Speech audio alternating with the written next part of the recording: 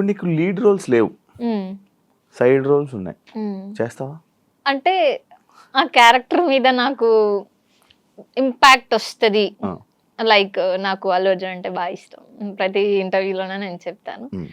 Like ఇప్పుడు recent గా అమ్మాయి క్యారెక్టర్ బాగా హైప్ వచ్చింది, సో అలాంటి హైప్ వచ్చే క్యారెక్టర్స్ చేస్తాను, నార్మల్ అయితే చెయ్యను. ఓకే, ఓన్లీ హైప్ వచ్చే క్యారెక్టర్స్.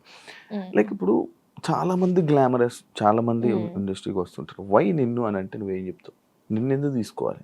ఒక డైరెక్టర్ కి ఓకే ఈ మూవీకి ఈ హీరోయిన్ ఇలా ఉండాలి, బాడీ, ఫేస్, కళ్ళు, ఈ క్యారెక్టర్ కి అమ్మాయి సెట్ అవుతుంది అని డైరెక్టర్సే ఉంటారు. లైక్ పుష్పకి రష్మిక మందన అయితేనే సెట్ అవుతుంది అని అనుకొని ఆమెనే తీసుకున్నారు 1 or 2 part 2 కూడా.